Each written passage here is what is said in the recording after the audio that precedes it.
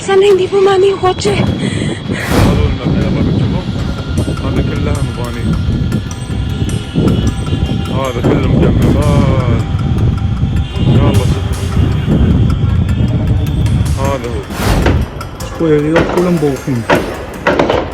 יש פה איזה פיגוע בצומת רמות, יש פה פקק מטורף. עכשיו.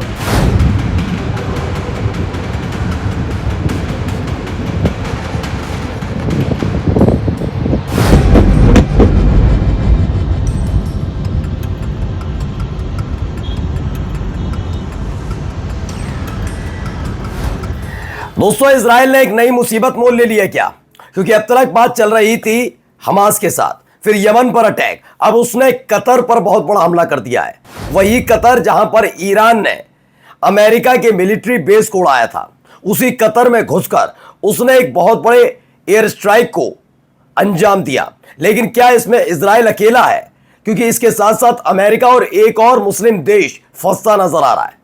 Qatar का अगला कदम क्या होने जा रहा है वो भी आपको दिखाऊंगा, लेकिन इसके साथ साथ आज आपको दिखाऊंगा कैसे हमास ने इजराइल को एक तगड़ा झटका दिया।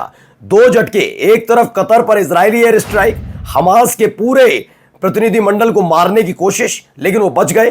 तो वहीं दूसरी तरफ हमास ने उल्टा इजराइल को दहला कर रख दिया। नमस्कार, मैं हूं प्रज्वल गौतम और आप देख रहे हैं the live TV. The live TV, सच सबसे आगे। शुरुआत कुछ वीडियोस के साथ कर रहा हूं, पहले वीडियोस देखते चलिए। هذول المبنى يلا بتشوفوا هذه كلها مباني ये देखिए, हमले के बाद की इजराइल की एयर स्ट्राइक की हमले के बाद की तस्वीर है। कहां ये हमला हुआ, कैसे हुआ, तमाम चीजें समझाऊंगा। कतर में दोहा में एक जगह पर जहां हमास के ऑफिसर्स पहुंचे थे, ये सीनियर ऑफिसर पहुंचे थे, वहां पर ये बातचीत किस पर लेकर चल रही थी, लगातार जो डील तय की गई अमेरिका की तरफ से उस पर चर्चा के लिए बुलाया गया था। ये लीक किसने किया, कैसे हमला हुआ, ये तमाम चीजों को समझने की जरूरत है। अब किस हद तक आ गया अमेरिका इजराइल, उसको देखिए, और अमेरिका की शह है इसमें, ये क्यों कहा जा रहा है। तो पहले देखिए, कुछ खबरें बैक टू बैक आई हैं। प्रेस टीवी खबर है, इजराइल की मीडिया रिपोर्ट्स के मुताबिक इजराइल के लड़ाकू विमानों ने कतर के दोहा में उन जगहों पर 12 मिसाइलें दागी जहां हमास के नेता मौजूद थे। वहीं रिपोर्ट है कि हमास के जो प्रतिनिधिमंडल है इजराइल के इस हमले में बाल बाल बच गया है। प्रेस टीवी की एक और खबर देखते चलिए। ईरान ने कतर पर जो इजरायली हमला हुआ उसकी कड़ी निंदा की है और उसे अंतर्राष्ट्रीय कानूनों का घोर उल्लंघन करार दिया है। क्या कतर इसका बदला लेगा, यह एक सबसे बड़ा सवाल है। कतर में हुआ है यह हमला। अब कतर के निवासी पहले से ही जब ईरान ने अमेरिका के मिलिट्री बेस पर हमला किया था उससे नाराज चल रहे थे। अब इसको लेकर इनका क्या फैसला होगा ये देखेंगे। ईरान के विदेश मंत्री हैं, प्रवक्ता हैं बघई ने कतर पर जो इजरायली हमला हुआ है उसे खतरनाक बताया, अंतर्राष्ट्रीय कानूनों का पूरी तरह से उल्लंघन बताया, कतर की संप्रभुता को चोट पहुंचाने वाला बताया और संयुक्त राष्ट्र का जो चार्टर है उसका उल्लंघन करार दिया है। उन्होंने चेतावनी दी कि फिलिस्तीन और पश्चिमी एशिया में जो इजरायली शासन है वो लगातार अपराधों को अंजाम दे रहा है, जिससे अंतर्राष्ट्रीय नियम के खतरे के लिए खतरा है और धज्जियां उड़ाई जा रही हैं। और भी कई तस्वीरें पहले वो दिखा देता हूं। देखिए, यहां पर एक और खबर निकल कर आई। इसके साथ साथ ये कुछ तस्वीरें पहले देखिए। ये एक तस्वीर है, ये देखिए, धुआं उठता हुआ दिख रहा होगा आपको। ये जगह कैसे पता लगी, किसने लीक की, कैसे बड़ी आसानी से इजराइल की मिसाइलें यहां तक पहुंची, ये तमाम एयर स्ट्राइक कैसे हुआ, ये देखिए, हमले के वक्त की है। कतर की राजधानी दोहा में एयर स्ट्राइक की तस्वीरें जब हड़कंप मच गया। Oh my God! Oh my God! Oh my God! Sana hindi pumani yung kotse. Oh my God! सोचिए, कतर में ये सब होता नहीं था, अचानक से वहां ये सब हो रहा है।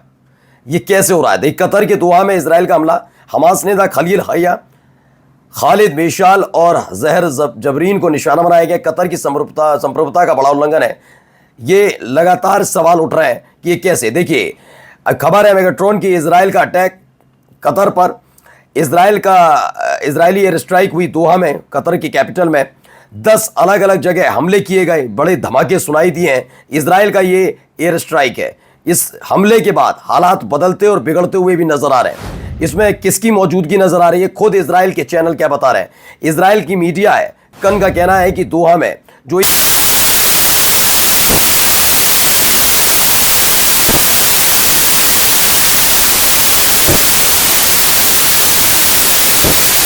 मैं अभी आपको दिखाऊंगा किसके लिए गए थे। अमेरिका ने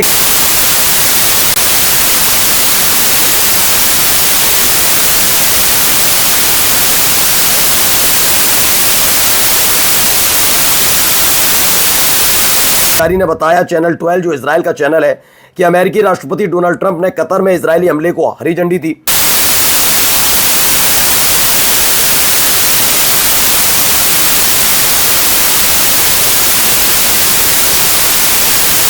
हरी झंडी दे दी और उसके बाद लगातार ये हमले होते हुए आगे भी नजर आ सकते हैं। ये देखिए एक और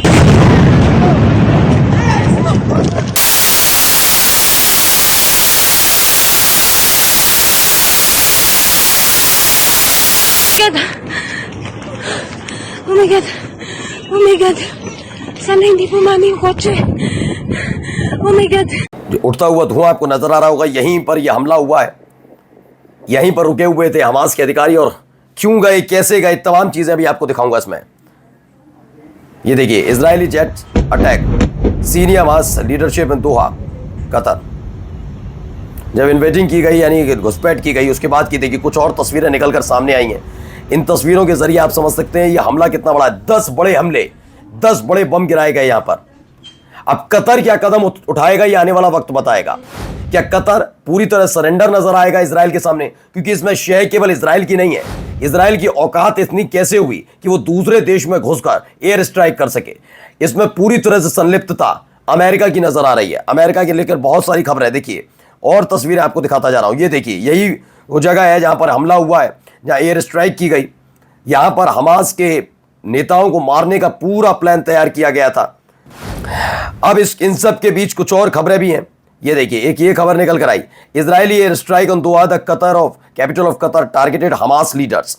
इसमें जो दावा आगे खबरों में किया गया है वो ये बताया गया है, द क्रेडल की खबर है, वरिष्ठ हमास के अधिकारी ने अल जजीरा को बताया है कि जो हमास का आंदोलन चल रहा है, कि वार्ता टीम जो थी वो कतर गई थी दोहा में एक बैठक के दौरान ये हमला हुआ है। वो दरअसल पूरी की पूरी टीम, जो हमास की ये टीम थी, वो तो डोनाल्ड ट्रंप ने जो पूरा सीज फायर डील तैयार की है उस पर चर्चा कर रहे थे।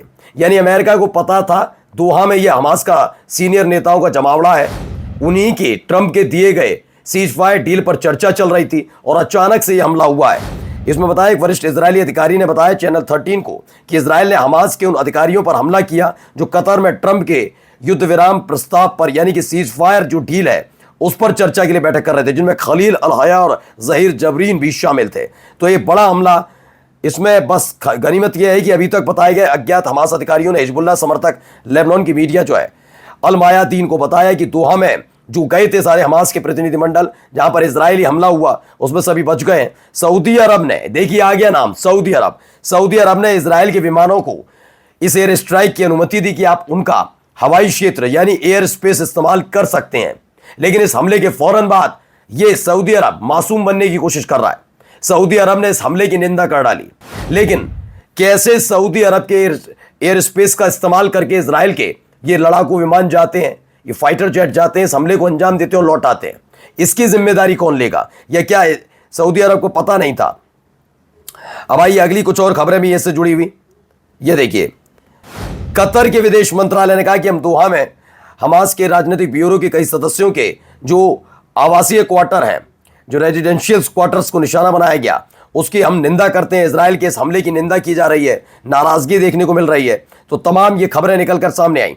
आइए अगली खबरें भी हैं, क्योंकि बात सिर्फ इतनी भर नहीं है कि हमला इजराइल ने कतर में घुसकर हमास के बड़े सीनियर लीडर्स पर किया है, इसमें कई खबरें और भी हैं। खबर यह भी है कि नेतन्याहू इस पूरे हमले को देख रहे थे, यानी कि जो उनके प्लेन गए थे, वहां फाइटर जेट गए थे, उन पर ये नेतन्याहू खुद नजर बनाकर देख रहे थे। ये देखिए तस्वीर, यहीं पर ये वही रेजिडेंशियल क्वार्टर्स हैं जहां पर हमास का प्रतिनिधिमंडल रह रहा था। लगातार चर्चा की जा रही थी डोनाल्ड ट्रंप की तरफ से जो प्रस्ताव भेजा गया है सीज फायर का, वो कितना जेन्युइन है, कितना नहीं, क्या हमास उस पर मानेगा या नहीं। लेकिन अचानक से ये हमला हो जाता है। क्या अब सवाल है कि क्या ये बात माननी चाहिए? अब देखिए, इन सब के बीच एक खबर और आई है, खबर आप देखिए पहले। יש פה יריות, כולם בורחים. יש פה איזה פיגוע בצומת רמות, יש פה פקק מטורף. עכשיו, פיגוע ירי. दावा किया जा रहा है कि जब ये खबर निकल कर आई कतर के दोहा से, उसके फौरन बाद ही एक बड़ा हमला हमास की तरफ से किया गया। इस हमले में 6 इजरायली सेटलर्स मारे गए, 6 सेटलर्स वर किल्ड एंड 17 जो है बुरी तरह से गंभीर रूप से घायल है, जिनमें से 9 की हालत बेहद गंभीर बताई जा रही है।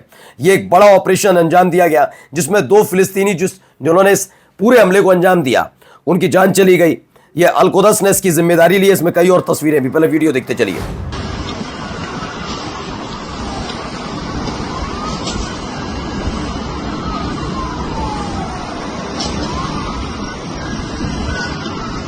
एक और देखिए तस्वीर, ये हमले के बाद के हालात हैं।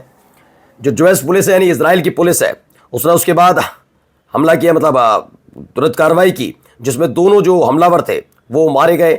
इस तरह की खबर निकल कर सामने आ रही है, लेकिन इन सब के बीच 6 सेटलर्स मारे गए, इसकी खबर है।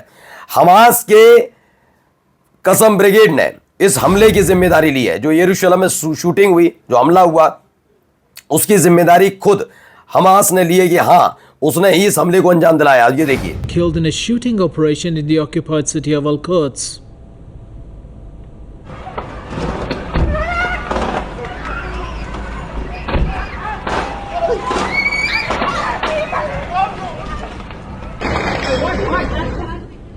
At least 20 Israelis have also been injured. The Israeli army says it. तो ये हमले की तस्वीरें भी निकलकर सामने आई हैं। वहीं अब एक बड़ी खबर, स्पेन ने इजराइल के राष्ट्रीय सुरक्षा मंत्री इतामार बेन-ग्विर और वित्त मंत्री बेजेल स्मोट्रिच को के देश में प्रवेश पर प्रतिबंध लगा दिया है। दोनों कौन से मंत्री हैं? ये लगातार वो मंत्री हैं, वैसे तो इजराइल की बेंजामिन नेतन्याहू की कैबिनेट में कई मंत्री हैं, लेकिन खास तौर पर बताया जाता है बेन-ग्विर और स्मोट्रिच, ये दोनों जहर उगलने का काम करते हैं। ये खुल्लम खुल्ला जो फिलिस्तीनी छोटे बच्चे, महिला, किसी को बख्शने के लिए नहीं तैयार। ये बार बार इस तरह का दावा करते हैं कि छोटे से छोटे फिलिस्तीनी बच्चे को भी मार देना चाहिए। अब इसी को लेकर स्पेन ने एक बड़ा कदम उठाया। इन दोनों नफरती किस्म के व्यक्तियों के देश में प्रवेश यानी स्पेन में आने पर पूरी तरह से प्रतिबंध लगा दिया गया है। अगली खबर देखिए, ये खबर आई 1800 से ज्यादा फिल्मी हस्तियां हैं, उन्होंने इजराइल का जो फिल्म उद्योग है उसका बॉयकॉट करना शुरू कर दिया है। ये पूरा का पूरा अभियान चलाया गया गजा में फिलिस्तीनियों के ऊपर जो अत्याचार हो रहा है उसके विरोध में। इजराइल के फिल्म समारोह, उनके जो सारे के सारे ब्रॉडकास्टर्स हैं, उनके बारे में प्रोडक्शन कंपनीज हैं, उनके साथ अपना हर तरह का रिश्ता तोड़ने का ऐलान किया गया है। नमस्कार। द लाइव टीवी, सच सबसे आगे।